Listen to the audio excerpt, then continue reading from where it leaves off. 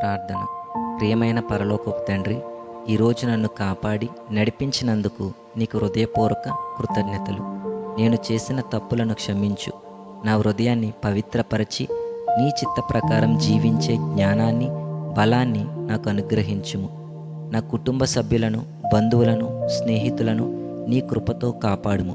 అనారోగ్యంతో ఉన్నవారికి స్వస్థతను, బాధలో ఉన్నవారికి ఆదరణను, నిరాశలో ఉన్నవారికి ఆశను ప్రసాదించుము.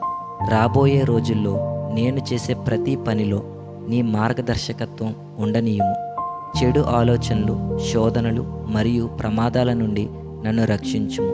నా జీవితమంతా నీకు మహిమ కలిగేలా నన్ను నడిపించుము. ఈ రాత్రి ప్రశాంతమైన నిద్రను ప్రసాదించి రేపు కొత్త బలంతో, ఆరోగ్యంతో లేపుము. యేసుక్రీస్తు నామములో ప్రార్థించుచున్నాము తండ్రి. ఆమేన్.